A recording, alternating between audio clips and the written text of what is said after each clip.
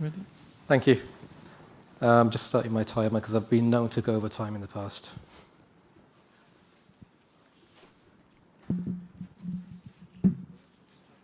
Okay.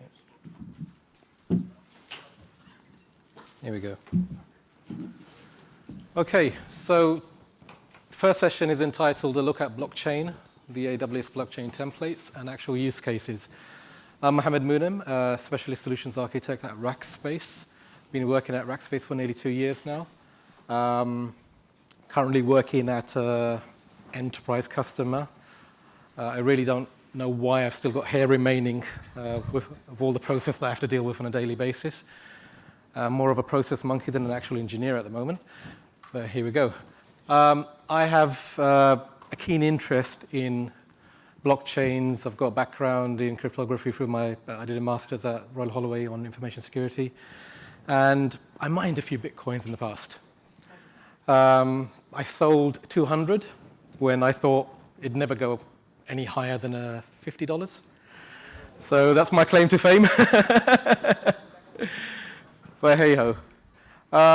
So today I'm going to provide a lot of context because blockchain, especially for enterprises, provides a lot of opportunities, but at the same time, a reputational risk if enterprises get involved because they get associated with the cryptocurrency element. But a lot of changes are happening in the industry, and a lot of positive news is coming out. And we happen to be in the cryptocurrency. We're probably back in the bull market at the moment because we see crypto bouncing back up again. So if we look at the attendance of this talk, we can probably correlate it to Google Trends and search terms to do with blockchain. And it's the same with interest in cryptography. So in terms of outline, what's a blockchain or the blockchain? A very brief history of blockchain with reference to Bitcoin. I can go on a lot on point number 2, so I'll try and stop myself. Nick Szabo's smart contracts realized with Ethereum. So Nick Szabo wrote a paper a while back, 1997, I believe, on what he termed smart contracts, which have been realized with Ethereum. And defining public, private, permissioned, and permissionless blockchains. Then we'll talk about actual use cases. So these are use cases that have been mentioned in the news. Some of them are proof of concept, but some of them have been rolled out live. And finally, a quick intro to the AWS Blockchain Templates. This area, probably termed Blockchain as a Service, or BaaS, is becoming more prominent across a multitude of cloud providers. I guess they want to see what their customers are up to before they dabble in blockchain use cases. So, obligatory meme. There's a use case for everything related to blockchain. There's a lot of scams out there, as you're very familiar with, and people often get annoyed when there's these religious zealots that go on about blockchain a lot, that it'll solve all the world's problems, etc. So just bear that in mind. In other news, Dubai has committed to becoming the world's first blockchain-powered government. So by, I believe it's 2020, it will have a strategy to get rid of a lot of the paper-based processes and use blockchain technologies to simplify governance. And they reckon around $1.5 billion in savings will be achieved. So just to put you into context, there's the crazy guys that relate blockchain to every single problem out there, and there are practical solutions that are being implemented as we speak. So what's blockchain, capital B, or blockchain, lowercase b? This definition will be focused around Bitcoin because we're all familiar with Bitcoin. It's currently in a hype cycle. It's a public distributed ledger which is incorruptible. It's an incorruptible database of all transactions called the blockchain. Anyone can write to the blockchain, and anyone can have a copy of the blockchain. You can think of it as a write once, read many database, which is distributed. It's composed of a chronological sequence of cryptologically chained blocks. So each block that contains a certain number of transactions is related to the previous block. And each block is generated about every 10 minutes. That's with reference to Bitcoin. Other blockchain products may have different timings. And the blocks are generated by miners that validate current transactions. These are screenshots from Satoshi Nakamoto's Bitcoin paper, which was published in October 2008. So Satoshi Nakamoto, for those who are not familiar, is a pseudonym for a person or persons behind the white paper. Essentially, it uses cryptography to create transactions. There's a signature element. There are hash functions at work. Each transaction is related to the other. And a group of transactions are stored on a 1 meg block. This is a Bitcoin core, as some people refer to it as. And these blocks have headers which are hashed, and they're also related to the previous block. So again, a complete chain of transactions from what they call the Genesis block, or the very first created block. So a brief history of Bitcoin. So 2008, 2009, Satoshi Nakamoto published a white paper talking about a peer-to-peer version of electronic cash. It was published on a mailing list, a cypherpunk mailing list. It was designed and implemented in Bitcoin software until 2010. So Satoshi not only had a proposal in the form of a white paper, he also produced the very first Bitcoin client or wallet. He created the first Genesis block with a message referring to the economic crash. So you can tell from there his socio-political leanings, libertarian, and the original motivation for creating Bitcoin. However, one thing that is not commonly known is that it borrowed ideas from many other efforts and white papers and research. DigiCash, Hashcash, B-Money, BitGold. BitGold was, the white paper was created by Nick Szabo, who we'll talk about shortly. So the unique problem that Bitcoin solved that the others hadn't is what's known as the double spend problem, where all transactions are stored digitally. Isn't it a simple matter of doing a copy-paste to counterfeit these transactions? So Satoshi, in his white paper, solved this issue with a consensus algorithm, which I'll talk about. So this is the consensus algorithm that Satoshi proposed, is known as the proof of work, or POW. Other blockchains, especially private permissioned blockchains, they use proof of stake, which is where you own a certain amount of the currency stroke token, and therefore you have a vote in the network. The proof of work algorithm for Bitcoin ensures that consensus is reached about transactions in an insecure network where there are definitely malicious nodes, but the majority of nodes are honest, more than 51%. So to simplify this proof of work, if we refer to captchas, which we're all familiar with, when you're completing a captcha, you're carrying out a proof of work in order to be let into the final destination. Some captchas have you answer questions about click the squares where there are road signs or streets or cars, etc. Some of them are actually helping Google and other organizations complete their OCR and digitization of millions of books out there. Because one of the pictures would be of a known subject, and the others will be unknown. And they want to use our efforts to OCR difficult to read words, for example. So in terms of POW, how does it work?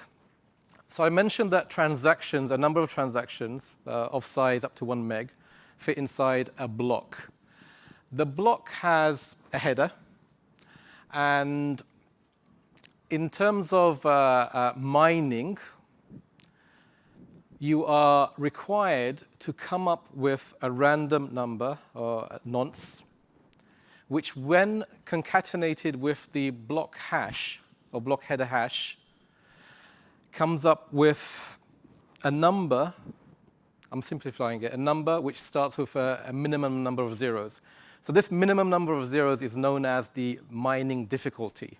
So it could be a series of 4 zeros, 5 zeros, etc. This takes a huge amount of computational power. In the early days of Bitcoin mining, you could mine on your laptop. So there's that famous guy that crops up every time there's a bull run in Bitcoin, where he's trying to get investment together to dig up a landfill to get hold of his old laptop hard drive. So he mined Bitcoin when the difficulty was very low. So essentially, to simplify it even more, so imagine I'm adding the word hello and the character and the number 1, and I do a hash function. Eventually, when I increment this number 1 with, I don't know, 11, 12, it might come up with a 0 at the beginning of the final hashed output. So that may be my difficulty. I've solved the block now. I've solved the block. The first person to solve the block announces it to the rest of the network. The network nodes have measures in place to check that this is a valid block. And then the rest of, there may be several other miners who were en route to solving that block, but they're no longer in the game. And as an incentive, game theory is relevant here. A certain number of Bitcoin is offered to the miner that mines the blocks. So this is the proof of work algorithm described very simply. There's lots of nuances to this, and there are a number of algorithms out there, which I won't discuss in much detail today. So at the end of it, you collect some BTC. So this is classic Bitcoin. Again, obligatory Bitcoin mining farm picture. Some of these are closing down because the profitability isn't much. I use an example here, in case you're wondering. The cost for creating 1 Bitcoin using a reasonably powerful gaming laptop would be around $1.1 billion right now. So it's not profitable to mine Bitcoin on your laptop. Given that 1 Bitcoin costs around 8K right now, it's not profitable. So a lot of mining operations recently have closed down because they're not finding the electricity and the SHA-256 chips that they've produced. They're not producing much profit based on cost. So let's now talk about smart contracts. Nick Szabo is a bit of a polymath, computer scientist, and also a legal scholar, who came up with the basic idea of smart contracts in 1997. So smart contracts are where the contract terms are digitally defined. The entities have addresses. They provide a description of the responsibilities. They bind the parties to their duties. So this point here requires a lot of regulation and government buy-in for this to actually happen in reality. I believe Delaware is the first state worldwide that actually recognizes smart contracts as legal entities. So watch this space. Eventually, others will follow suit. So Vitalik Buterin, a young man, still a young man, proposes Ethereum in 2013. He was frustrated with the lack of programmability of Bitcoin. Bitcoin has a very rudimentary scripting language, which isn't Turing complete. And he produced a white paper and then a yellow paper on Ethereum. And it's a platform for distributed applications, what are known as dApps. An illustration here to show what we may achieve using smart contracts. So you begin with a predefined contract. The terms of the policy are agreed by all counterparties. This is created in a language called Solidity, which is compiled by the Ethereum virtual machine and run on the actual blockchain. And they can't be changed without all parties knowing. So again, write once. Events such as a house fire. In the future, your alarm system may connect you to the local fire department. There may be APIs, which the smart contract can read. And the event triggers an insurance policy execution. The smart contract policy is automatically executed based on pre-agreed terms. So if the fire destroys a house, we look at the market value of the houses in that area. We do another API call to Zoopla or something, I don't know. And then we pay out and we settle using the cryptocurrency or equivalent. So that's a view of what can be achieved with smart contracts. In terms of the actual stack, so I've messed up the slide here, so apologies for that. This is Vitalik, it's not Nick Szabo. So in terms of the stack, you've got a UI, you've got an interface, a web interface, you've got the Ethereum virtual machine, and you're coding using Solidity, which is compiled onto the actual virtual machine. So let's talk about public-private permissioned and permissionless blockchains. You see a few logos here. You're familiar with Bitcoin and Ethereum, most probably. Quorum, for example, is a fork of Ethereum blockchain created by JP Morgan. So JP Morgan has a famous CEO who talks of Bitcoin as a scam, as going nowhere. But they've created, I think, around 150 times, I've read somewhere, they try to patent their fork of Ethereum. So this is for interbank or intrabank transactions. Corda, again, an initiative, and a lot of banks are on the board. It's a very granular type of blockchain with principle of least privilege for transactions. Hyperledger, open source. Also, components of it are forks of Ethereum, and a lot of technology around permission-based blockchains. So when it comes to public or permissionless blockchains, anyone on the internet can participate and start a full node. You could spin up something in AWS and participate in the Bitcoin or Ethereum network. In contrast, private or permissioned blockchains, the nodes are on a private network, and often fine-grained permissions are a feature, especially around what are coming to be known as enterprise blockchains like Corda, etc. Actual use cases, cross-border payments, IBM, and interestingly enough, I was speaking to someone earlier, IBM has at least a 1,500 team strong department dedicated to blockchain. They're not dabbling, they're investing in blockchain technologies. And they worked with Stellar. You're probably familiar with Stellar as one of the top 10 coins on CoinMarketCap, etc., to facilitate cross-border payments. Real estate. In the last 24 hours, I believe, Propi announces the first California property sale on the blockchain.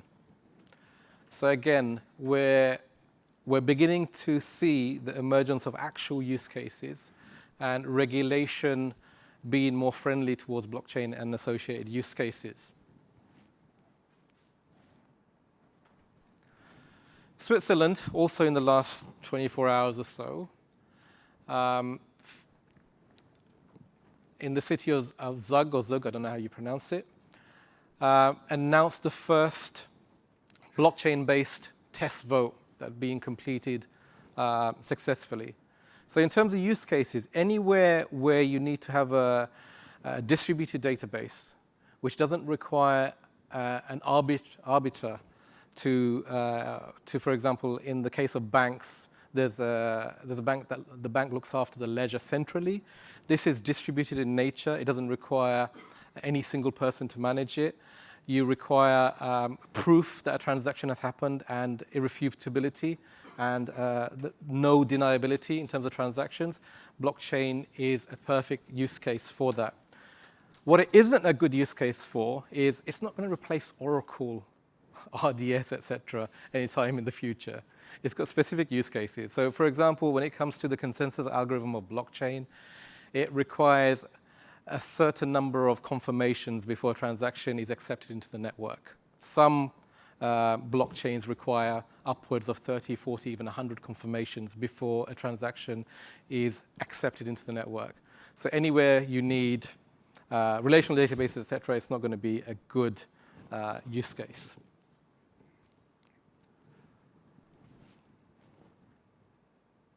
I'm just, OK, here we go. And there are definitely more use cases to come. The Guardian published this article. UK in strong position to be a leader in crypto economy, reports say. One of the knee-jerk reactions that some developed countries have towards blockchain technologies or cryptocurrency in particular is to ban them outright. And that will create skills flight. And especially in Western Europe, the governments have realized this. There was an initiative by the UK government to fund blockchain-based projects, especially in terms of healthcare, et cetera. And UK is ideally located in terms of skills, in terms of maturity, in terms of the development skills, et cetera, to spearhead blockchain adoption across the world. And anyone here work at level 39 or around Canary Wharf? So those guys are fintech incubators, and there are blockchain companies working in places like that. So let's talk about the AWS Blockchain Templates, or what's becoming known as blockchain as a service. What does it offer you that you couldn't do on your own? Essentially, a lot of AWS services are aimed at making, abstracting away the infrastructure so you can focus on business value, your application, and actually coding solutions for your customers and use cases. So here, it takes the templates are CloudFormation templates. You're very familiar with those. And they spin up ECS cluster with Ethereum nodes if you choose Ethereum, or if you choose Hyperledger, it creates a Hyperledger-based cluster. And apart from being very fast to deploy, it also provides management tools, including monitoring tools, to monitor your blockchains. And essentially, it's pay as you go. Spin it up, write some code, see how it works out, and then tear it down again.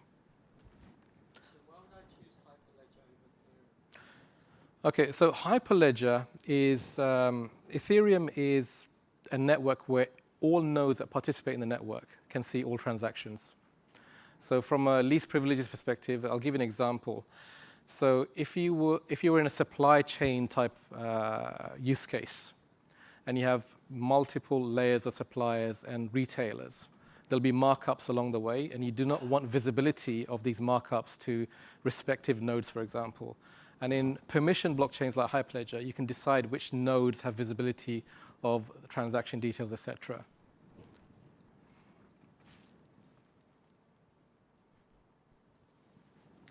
So in terms of the CloudFormation template, very straightforward. A few prerequisites. You've got to create your typical EC2 permissions, security groups, load balancer security groups, instance profiles, and roles. And you define things like the gas, et cetera. So transactions on the Ethereum network cost money. So this is an anti-DDoS type measure. The idea is that if it was free to create transactions, there could be a malicious actor creating a whole bunch of transactions and bringing the network down. It should cost a participant something to create transactions on the network.